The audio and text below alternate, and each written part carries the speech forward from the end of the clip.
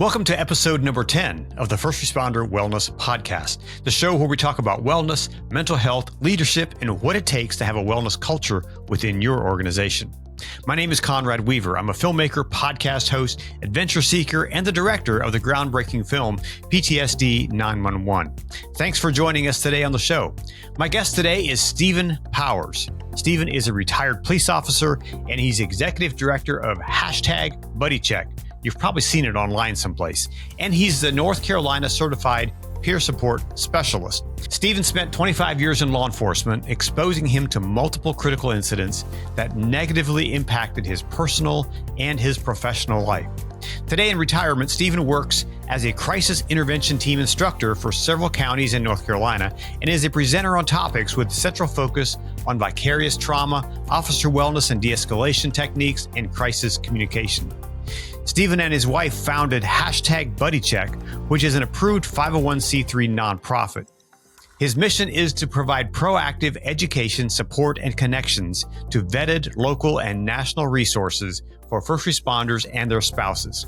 Today on the show, Stephen talks about his wellness journey and the work they are doing in helping other first responders. Stay tuned for this important conversation.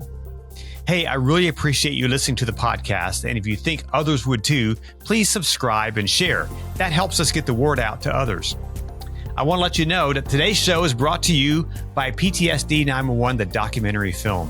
If you are looking for a resource to get your officers, your dispatchers, or your firefighters talking about wellness, order PTSD 911 for your agency today. Visit ptsd911movie.com and use coupon code SAVE25 now to save 25% on your purchase. That's ptsd911movie.com, coupon code SAVE25 now. And we'll send you the film and the digital toolkit for your agency, and you can download it today. And now, here's my interview with Stephen Powers. Well, Steve, welcome to the First Responder Wellness Podcast. So glad you were able to come and join us today on the show. Well, I appreciate you having me, Conrad. Thank you. So for those who don't know who you are, tell me who you are and what do you do? All right. Well, my name is Stephen Powers. I am married. I have 3 kids. One of them has a learning disability. I'm a retired police officer. I retired after a little over 21 years with my current agency. And then I did about 3 years of service with the sheriff's office up in Maryland. So almost 25 years total law enforcement. Prior to my law enforcement background, I served in the Marine Corps. Towards the end of my journey sort of led me to what I'm doing now. I've always had some struggles and some issues, I guess, for lack of better words, with some mental health, some depression, and some anxiety. And throughout my adult life and my career, I had 2 attempts to end my life. So I was kind of thrusted into sort of like a peer support role with my fellow responders, my fellow guys and girls that I worked with. And through my own struggles and through learning about their struggles, I decided, I need to learn more about this so I can, one, try to be healthier for myself and my family, but also to be able to help, those that I worked with and loved, obviously. So from that, me and my wife started a nonprofit called #Buddycheck back in 2020. And what we basically do is just provide proactive education to first responders, veterans, active duty military, spouses of those communities, so that before they sort of drive it like the wheels stole off, like they stole it and the wheels fell off, we'd like to try to get on a little bit in advance to sort of open their eyes to what they may expect from a 20, 25, 30-year career in one of these helper professions, so that hopefully they can avoid some of the pitfalls and some of the headaches that I experienced and my family did.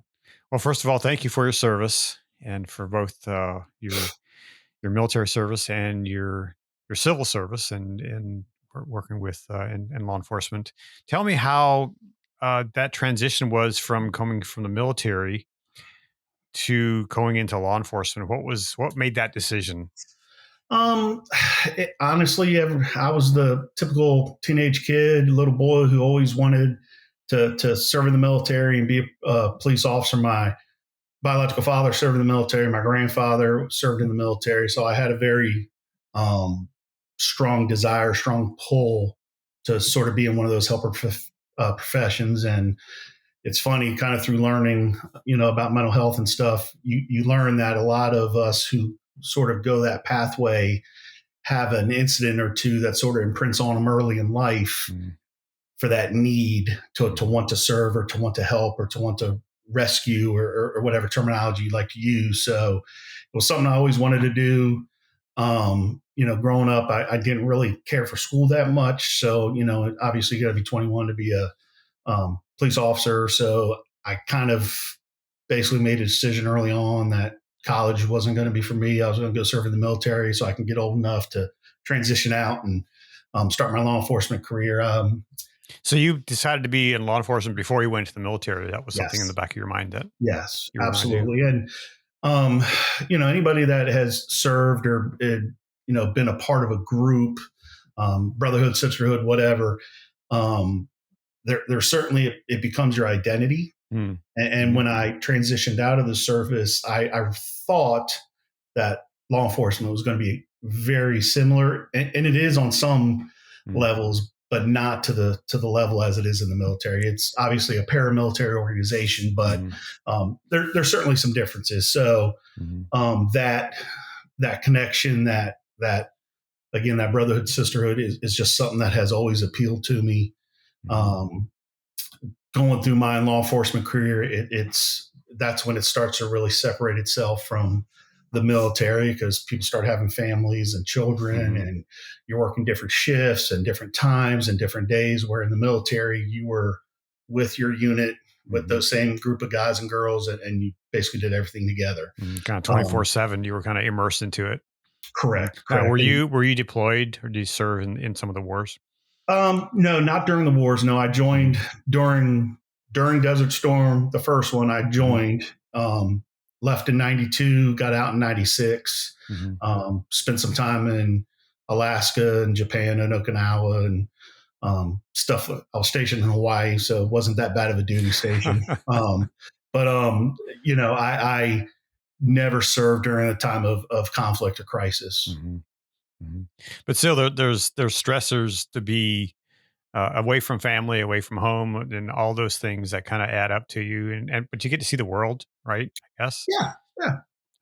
And I like to think that everybody should experience that if that's what they want to do. I do think it forced me to grow up quickly. It fast forwarded the maturity button a little bit in my case. And you do get exposed to various cultures and different sights and sounds. And, if you join the military kind of with your eyes wide open and you sort of know what you're going in to do and what you hope to get back out of it, it's a great thing to do. You can get your schooling either paid for or at least assisted, so you can get a good education. Depending on what your profession is, you can get some good training that can transition to the civilian world. So, I mean, I do not regret my military time whatsoever. I'm a little thick-skulled. I would join the Marine Corps again instead of one of the maybe lighter branches, but I probably would have focused more on education though when I was in, because obviously as I grew up and realized that a lot of things out in the real world, you need a college education, you need that knowledge, so you can build upon it. And I definitely missed that boat a little bit. So without going into like personal details, I know that we all carry stuff, we all carry baggage from the past. How did getting into the military, how did that help or hurt some of the early trauma that you experienced? Hurt at 110%. Rub some dirt in it, suck it up, don't be a wuss. It's not that bad. Get over it. I mean, and I can understand philosophy wise, sort of why they do that. They want to harden you so that they can shape you and form you to what they need from you. I was in the infantry, so I didn't need to be too sharp of an I was just a sharp instrument that they sent off to do things if and when they're called upon. Yep. Where I think sometimes the military fails is when, and police departments and fire departments, when they're sort of done with you and you're transitioning out, they don't expose you to, hey, during this time of your career, we kind of needed to do this so that you could function in high stressful situations. However, now that you're not going to be in those high stressful situations, this is probably what we need to do. This is probably some things you should consider, therapy, opening up to people, risking that vulnerability. So in the military, there was no touchy feely huggy, it's okay to talk about your feelings. That just wasn't done. And when I started in law enforcement, it wasn't done then either. So it was mission accomplishment first. This is what we need to do. I don't care if you had a bad day, crappy day, good day, whatever. If you're sad, we need to accomplish that mission. What do you think needs to happen? Just and we're kind of getting ahead of the cart here, but what do you think needs to happen in even recruiting when law enforcement agencies are looking for people to fill the seats? I mean, today they're kind of just opening the door for a lot of different people. But what do you think needs to happen with? Do we need to look into your past and what are some of the traumas that you bring to the table? That's something that law enforcement should maybe deal with up front. Yeah, I mean, absolutely. Sometimes when I'm speaking to groups of officers or command staff, in order to get hired with the police department, you obviously, or any first responder agency, you have to go through certain steps, polygraphs and psychologicals and physical agilities and physicals and background investigations. As a blanket statement, people could probably argue that when you get hired as a first responder, you're generally speaking as healthy as anybody in the public, generally speaking. Right. However, if you look at the statistics, being a first responder will take about 10 years off your life, statistically speaking, as far as, whether you die of heart disease or diabetes or other health related issues. So I argue the point that the job, whichever discipline you may be in, is taking those 10 years off your life. So I think it's important for the people that make those policies and the decision makers to be willing to first sort of acknowledge that, because obviously that's probably not very good press. It's not a good recruiting tool. Hey, you're going to die 10 years younger. So I think if they're willing to acknowledge it, and if they're willing to at least maybe even look into it more, and maybe, I'm willing to debate, maybe it's not the job, but something is taken, whether it's poor diet, lack of exercise, the excessive stress that you're under constantly, the hypervigilance, whatever. I think if departments and agencies can recognize that and start to find ways to combat that, whether that's through resiliency training, whether that's just through more mental health awareness training, mental health first aid, or QPR, or any of those acronyms that, people, officers or deputies could take those training courses to sort of open their eyes. And I think what happens, the missing component, is the family members. In my case, my wife saw that change in me before I even wanted to acknowledge that it was changing me. And my wife just didn't really know what to do, didn't know how to act, didn't know how to approach it.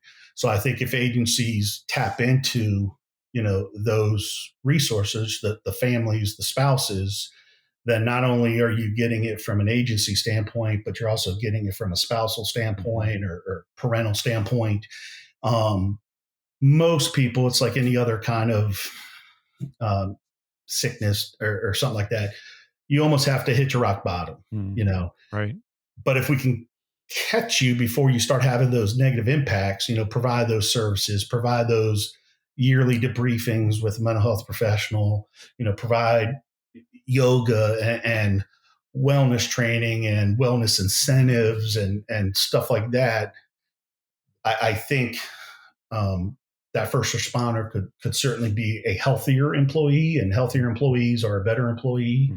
Better employees have less complaints, less uses of force, less calling in sick, less risk of lawsuits and stuff like that. So I think, unfortunately, it's all about the dollar sign, as pretty much everything is. But I think if there was a way, or someone could, whether it's the FOP or another agency or entity, could tap into that financial question, like how much money can we save if we train this officer and make sure he or she stays healthy through this career? Yeah. How much money will be saved? Yeah. Um, I mean, it's like it's like what, professional athletes, they're finely tuned human beings, yes. and their managers or trainers, they're the owners of the companies who run these professional athletes. They're going to make damn sure that these athletes eat right, sleep right, have every kind of possible thing to help them be healthy, right? Yeah. And the reason being is because from that, let's just take a sports analogy from that football team's, that star quarterback is a huge investment in the Absolutely. success of that Right. franchise. I'm not sure the exact dollar amount, but it's been said that it's somewhere between $80,000 and $90,000 to train a police officer Mm-hmm. through the academy, get hired, get trained, get cars, all the clothing, uniforms, and tools, and go out and start to do their job. Mm-hmm. So $80,000 is It's a maybe huge not for a investment. sports franchise, but it's a huge investment. Yeah. If you're gonna run that resource ragged and not support that resource, then you're going to have to go get another resource to replace that resource, and so on and so on. So it'd be like the football team having to, hire a new quarterback every couple of years, Yeah, exactly. I think city managers, mayors, governors, whomever the policymakers are, if we could tap into that dollar sign, what money is salvaged, what money is saved that could be applied to programs or hiring additional officers if they're short staffed, stuff like that. I think that is when maybe the shift will start from the top. Yeah. I think it has to be that way. And when you have the resources to take care of yourself mentally, physically, emotionally, spiritually, financially, you have all those resources, you're going to have a healthier, happier life.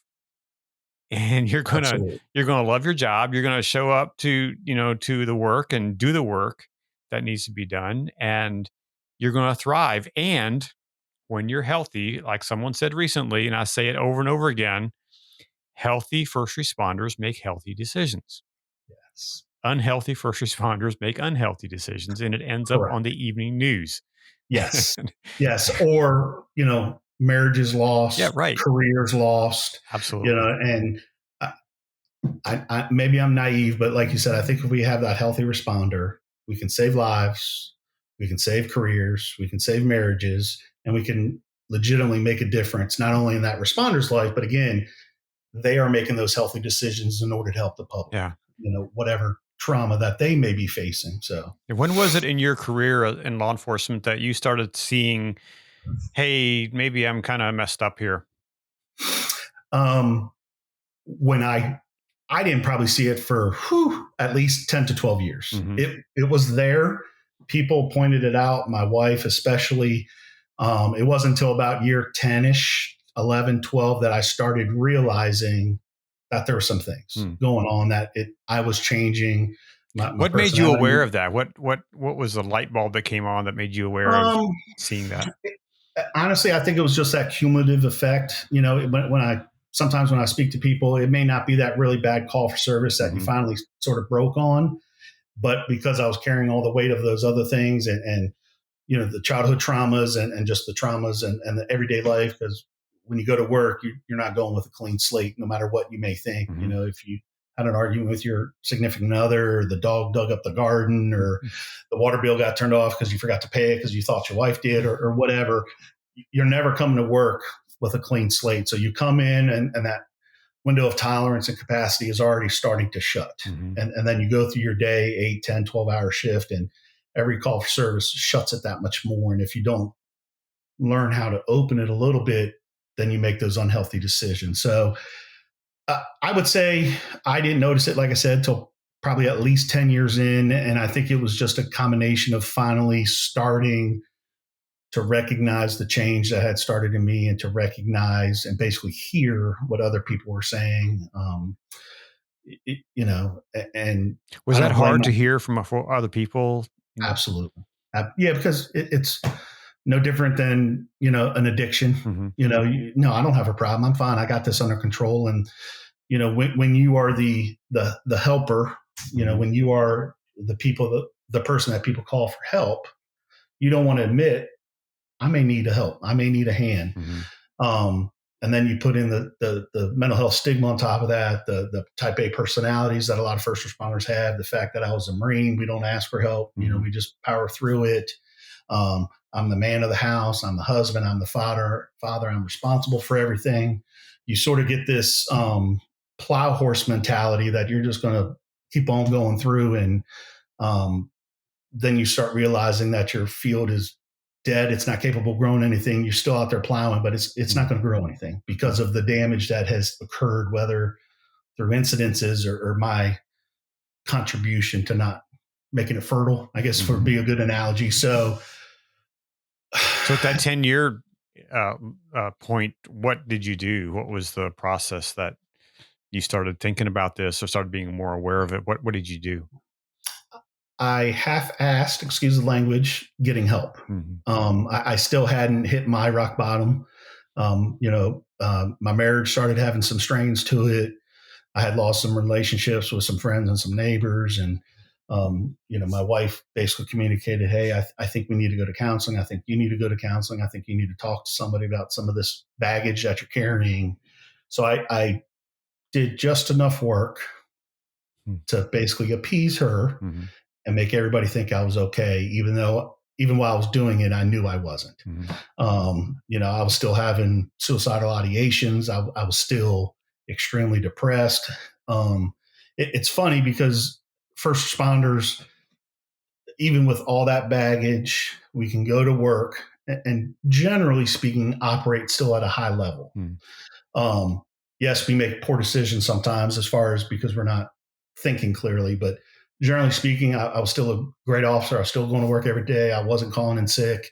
I was handling my calls for service, but everything other than that was just falling apart around me. My marriage was struggling. My kids hated me because I came home like a butthead, yelling at them when they hadn't done anything to deserve it. It was everything that I was carrying with me from the job and taking it out on them.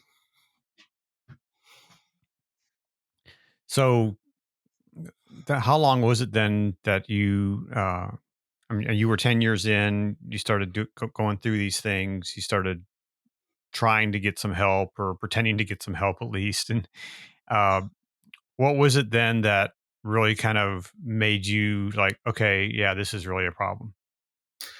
It was a couple years after that. Again, that trauma was just continuously building up, stress from personal relationships and just life in general, plus the job, plus never, a lot of times in therapy, when you go to therapy and you start having to do the hard work about stuff that might have happened years ago, that's when most people are like, I'm good, I'm healthy. And that's what I did. I never addressed, quote unquote, that elephant in the room. And when you don't address it, it's going to come back around. And it did. I wanted to end my life. I had a plan to do so. And it was, if it wasn't for my wife, I would not be here today. She forced me to get help. She forced me to work the steps. She became very in tuned to my bullshit. So she could tell if I was just mailing it in or not trying fully. So I think it was just a combination of still not addressing some of the younger stuff, still not addressing the root causes of some of that younger stuff, and then just the continued vicarious trauma that just kept building up like a game of Jenga, and it fell. And so what, you ended up then working for another, 10, 12 years in law enforcement? And after the first time, yes. But then when I hit my true rock bottom, I continued about another 4 years, I guess, after that, 4 or 5 years. And so since you've been out, you've really not only focused on your own wellness and mental health, but you're now helping others. What was the motivation for that? Somebody was there for me, and we've all heard the term, you got to pay it forward. Through my struggles and all those years, I knew a gentleman I had served with that had taken their lives. I knew police officers that I had served with in the Marine Corps that was working for other agencies that were struggling with addiction issues and suicidal ideations. And one of those gentlemen, his name is Brian, he was there. He was a very integral part of my recovery journey. So I kind of looked at it as like, if I can't pay this forward, I'm probably kind of not doing him any justice. So I feel if, everybody says that if you can help one person, it's worth it. But I truly feel that if everything that I've done, telling my story, sharing my thoughts, and if that can help just one person maybe negate some of those paths that I went down, then it's worth it. So, what were some of the things that you did in therapy that kind of worked for you? I've done EMDR. I've done every kind of therapy you can imagine: cognitive behavioral, talk therapy. I think it's not necessarily the style or the modality of therapy. I think it's the relationship that I have with my current therapist. Mm-hmm. If it wasn't for that relationship, I wouldn't be able to be vulnerable. And if I'm not going to be vulnerable, I cannot really do the hard work that needs done. So I don't think, one modality is necessarily better than the other. Obviously, terms like the EMDR is very good for specific traumatic incidents, and that does help alleviate that that powerful memory of that particular incident or particular incidents. But I feel it's more important to have a good, culturally competent therapist or mental health counselor that you can truly feel, I'm going to bare my soul.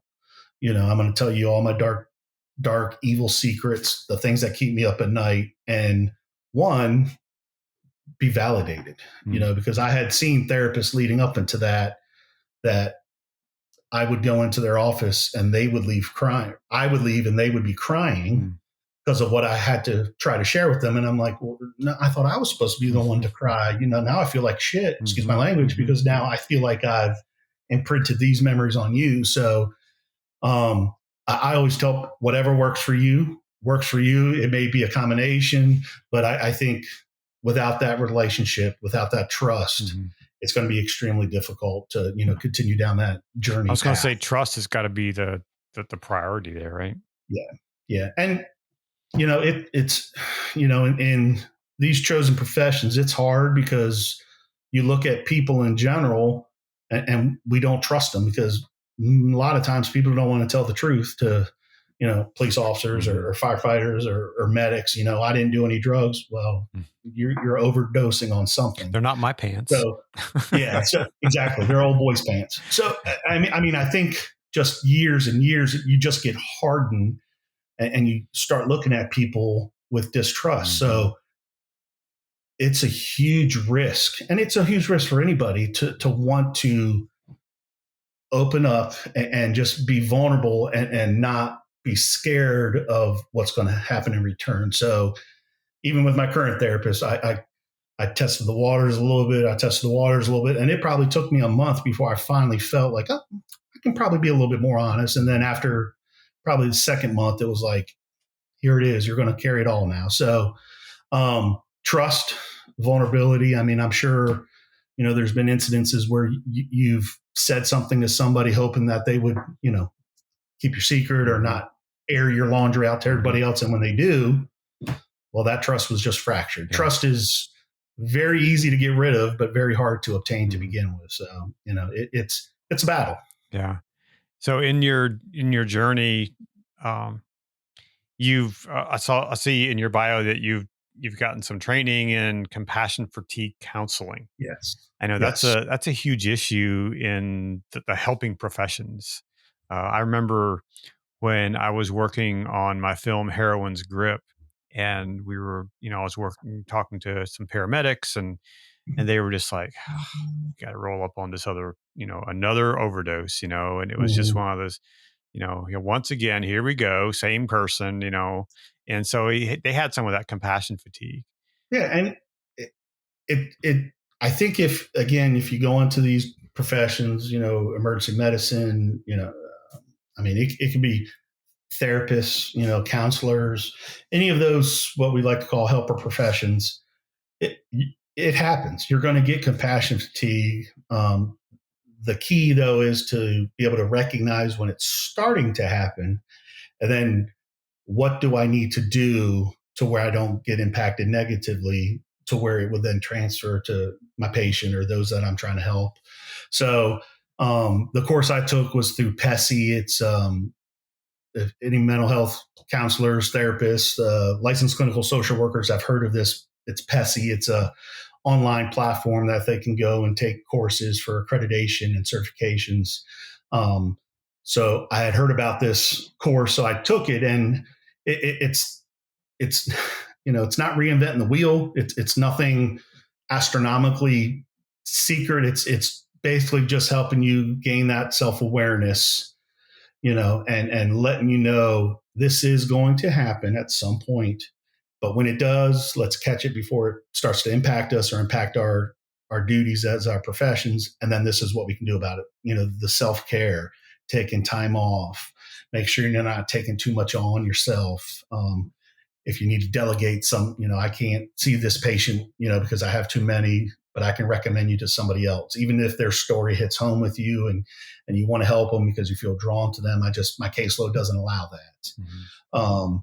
Without obviously breaking any kind of HIPAA compliances, you can still talk to people about what you're hearing or what you're seeing or what you're doing, depending on your profession, and being able to offload that, because if you don't, that weight is just going to crush you. It's like, when you see our military soldiers and Marines humping through the desert with those huge backpacks, well, imagine grabbing 3 or 4 more and 3 or 4 more. And before you know it, you're not going to be able to walk with all that. Mm-hmm. How long was it after you retired and left law enforcement that you kind of got involved in this kind of work? Well, I started it sort of during the last handful of years that I was still a police officer. I was trying to go to conferences, and I'm a huge sponge for mental health knowledge and why the brain does what it does, and how it works. And so between my own struggles and some people close to me and their struggles, I was like, I need to learn more about this, because my original way of thinking was what's wrong with that person and what's wrong with me. And I had to shift that to what happened to that person and what happened to me, because I didn't used to be like this, but now I am. So what happened? So I basically just started immersing myself in conferences and seminars and online learning and courses. And I sort of found myself like the railroad conductor on the underground mental health railroad network. People would get my name or number from a friend who had called me because they were struggling with something. And then before I knew it, I was just sort of fielding calls from complete strangers. I'm not a crisis hotline. That is not what I do. It's not what I even want to do, because I'm just the one person. But I also feel a sense of responsibility if somebody calls me to try to do my best to at least pass them off to a higher level of care, or pass them off to somebody who's more qualified to help them, other than just trying to stabilize them. The long-term needs, I can't do much for. And it just sort of grew as I approached retirement. My nonprofit, #Buddycheck, started kind of getting a little bit more busy. I do a lot of teaching through the CIT programs for various counties. I try to go to some conferences on wellness and officer wellness and all that, throughout the country. And I just, part of me thinks it's therapeutic for myself to sometimes tell my story so I can hear it again, so I don't fall back into old ways. And again, if I can help just that one person that is sitting out there and thinks, I'm okay, I can handle it, and then kind of can relate and connect to a couple things, and that may be the spark that they need to start their journey to better wellness. Do you have some kind of a daily practice that you do? I like to do guided meditation. I try to do that 2 or 3 times a day. I'm a huge dog lover. I've got 3 dogs, so I love petting my dogs. I love sort of detaching from technology and people and groups and just kind of pulling back and just sitting with my dogs, whatever I found, whatever works for you, i.e. maybe bicycling from one coast to the other. I don't know why you want to do that, but for you, that probably was a good place of Zen for you. It was very good. Yeah. So whatever. Aside from my backside hurting. So yes. I live near the beach, so I love going to the beach, just listening to the waves. So I definitely try to do one or two things every day for some sort of self-care, some wellness practice, so that I found if you don't, it starts, man, it's been 2 or 3 days since I've done that. Before I know it's been a week since I've done that. And then, you can find yourself right back in those, dark holes of depression quick. What would you say to that officer or that firefighter or medic or dispatcher who's at a place where you were, where they're finding themselves just struggling? Call me. Call somebody you trust. And I'd say if you don't have that person that you can absolutely feel 100% being vulnerable with, call me. There's organizations out there specifically for, first responders and stuff like that. Obviously, I don't recommend anybody, but there's groups out there, and I always post it when I make social media posts, a bunch of resources. Start calling. If you don't feel like it works for you, then call another one. If you don't feel any of those work, call EAP. If your if your insurance provider has that, call your insurance, get on Psychology Today and try to find somebody that you can open up to. First and foremost, know that it's okay.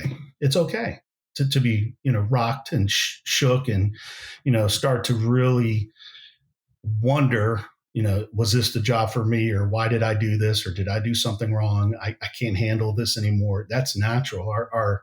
The human brain was not meant to see, hundreds of traumatic incidents and to be able to process that without any kind of negative effect. It just wasn't. So it's normal.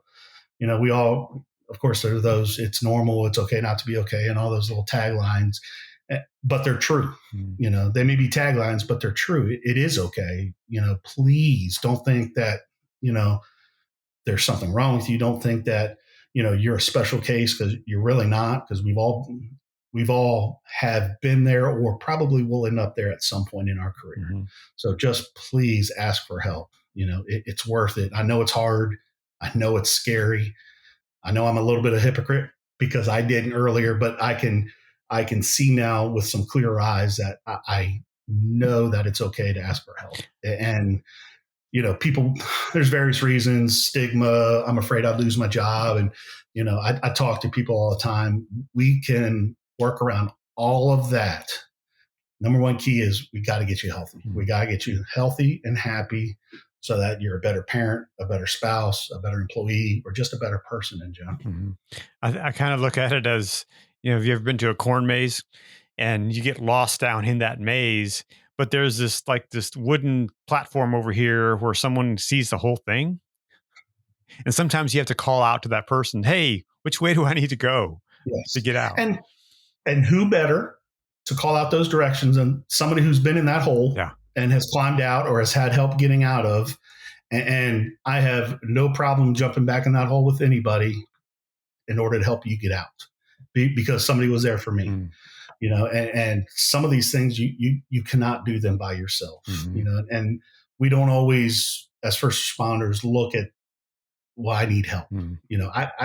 I don't need anybody's help. There's times where we call for backup on calls for service. We call for extra fire trucks if the fire's too big. If there's multiple patients, you call for additional medics. It's no different than dealing with your health, your mental health, your physical health. If you need help, all you got to do is ask. There's a lot of resources. There's a lot of people out there that are willing to walk the journey with you. So why #Buddycheck? Well, as a good Marine, I stole that from the Army. So the Army has a term called battle buddy. So when my kids were younger, again, I have 3 children, and we would go on vacation. It was constantly, keeping track of your children, or if they brought friends, their friends. And I always told my kids, you were not allowed to go anywhere by yourself, ever. If you need to go to the bathroom, you and your sister go together, you come back together. And I started using the term, where's your battle buddy? Find your battle buddy, go to the restroom, or if you're going to go down that water slide, or you're going to go ride that ride, or you're going to walk down to the neighbor's house, take your battle buddy with you. But it was an Army term. So my wife sort of started teasing me and all that. So I came up with the term Buddycheck, take your buddy with you. And I found I was starting to get a little bit more involved in social media from like my personal pages and stuff. And I started to see some larger national groups starting to use the same hashtag or whatever as sometimes do. You don't have to reinvent the wheel if somebody invents it for you first. So it kind of fast forwarded our timeline. I didn't really want to do much with it until I retired.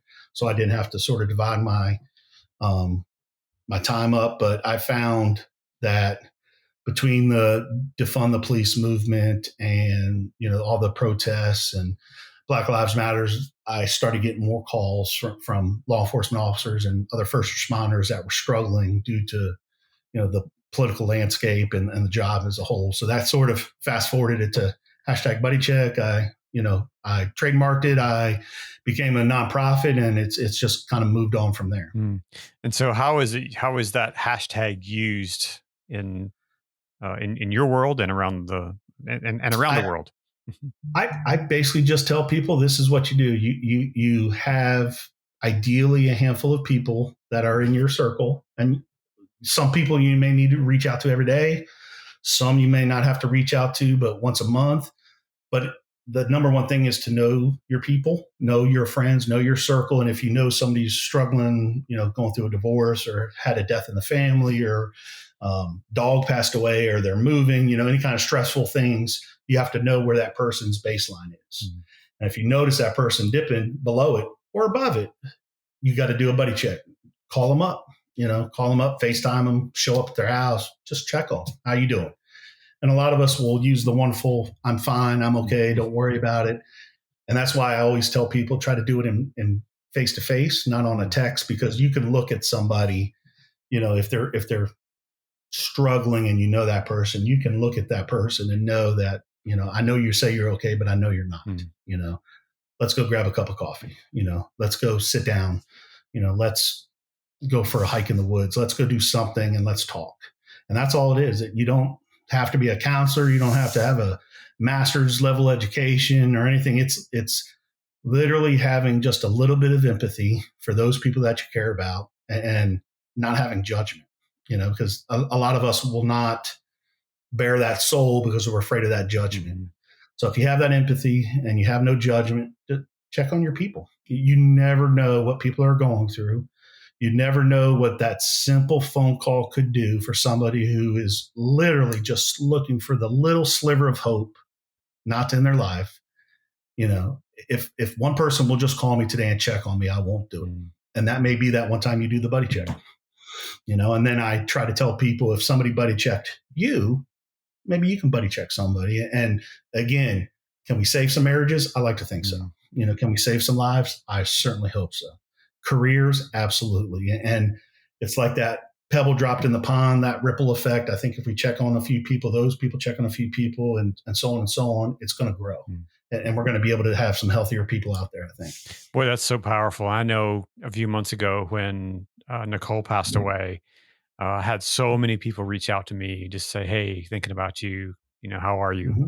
And that was so meaningful. Yeah, because imagine if nobody had checked on you, nobody had just, hey, are you doing good? Okay. You may, and you may not, but some people may start, I guess they really don't care about me. Oh, I guess nobody cares about me. And then that little seed of negativity gets planted. And then if there's another incident or another bad thought, then that seed starts to get watered. Mm-hmm. And before you know it, it overgrows. And the human mind can instantly go negative so much easier than it can go positive. Mm-hmm. That negative self-talk is always so much louder than the positive stuff. Mm-hmm. So we need help sometimes, and that's okay. We all do. If you're a single mother or a stay-at-home mom and you're taking care of kids at home, you don't think somebody needs to, hey, are you okay? You want me to come over and watch the kids for an hour so you can take a bath or do some laundry or something? So, I mean, it doesn't even have to be a first responder thing. It doesn't have to be a veteran thing. I mean, I think, especially nowadays with just everything that's going on in the world, it does not hurt to just ask how people are doing. Yep. And that's all it is. Even filmmakers and podcast hosts need to be checked on. Yep, exactly. Yeah. So what's next for you? Just more of the same. I'd like to continue to, get the word out there. I'd like to continue to, to speak to people. I'm having the pleasure of coming to North Myrtle Beach to watch your film again at the end of this month. I have a conference in Tennessee in October that I'm a keynote speaker at.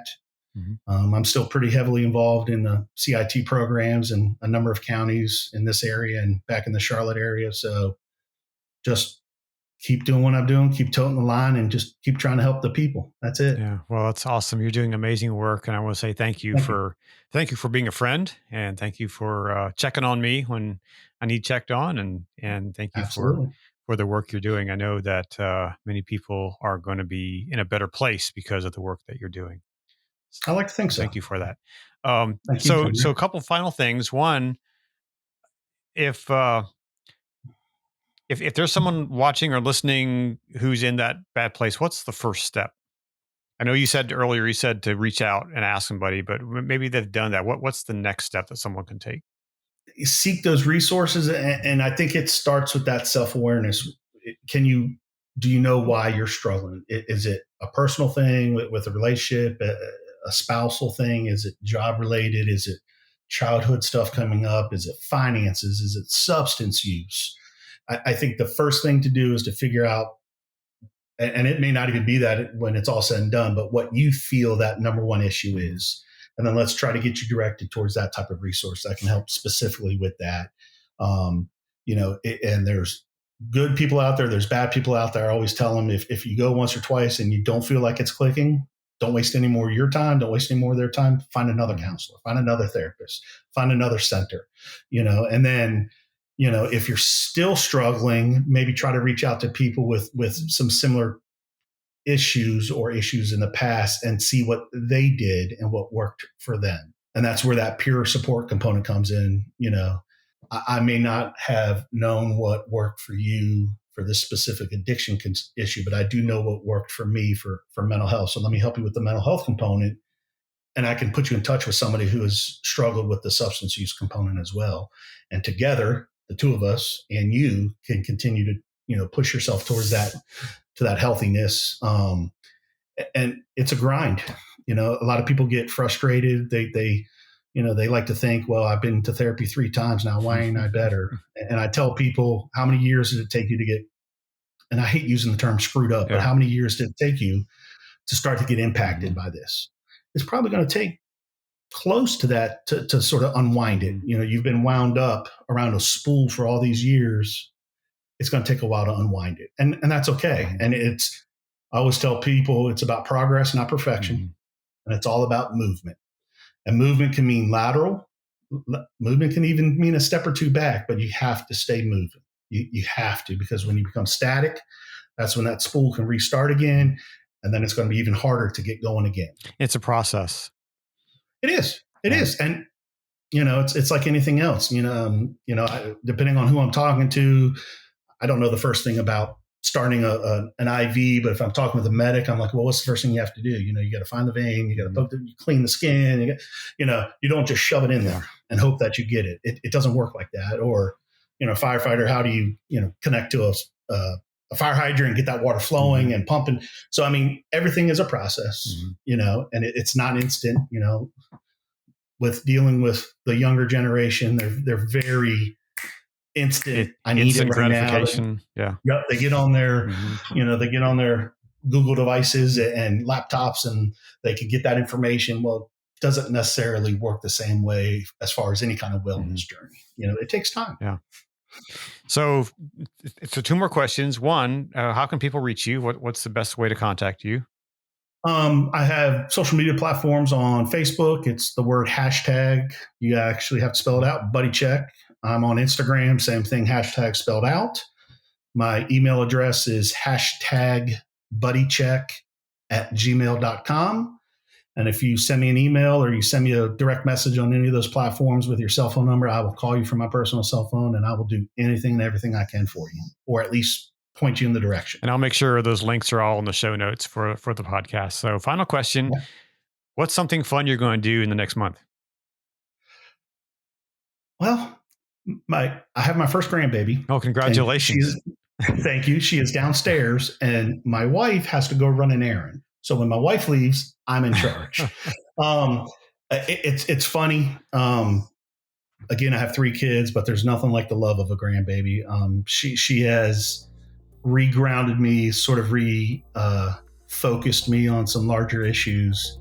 Other than taking care of her, now that my daughter's back to work, I might take my dogs to the beach tonight. I try to do that a few times a week. They love it. Awesome. Well, thank you, Stephen, for being on the program. Thanks for what you do. And I really appreciate you and appreciate your work. Awesome. Well, I appreciate you, Conrad. I appreciate the time to come on here and chew the fat with you a little bit and try to get that word out. Thanks, Stephen, for the work you're doing with first responders and for your support for our film. I really appreciate you. And thanks to you for listening to the show. I really appreciate it. Please leave a review and give it 5 stars if you think it's worth it. And please subscribe to the show. And also, just a reminder that you can see the video of this content on our Patreon channel. I'll leave a link in the show notes where you can access that information. We want others to discover this content and benefit from it as well. So please share. And remember, you are not alone. And if you need someone to talk to, don't know where you can turn, dial 988 for help. Until next time, take care of yourself and those around you, and go out and do something great in the world.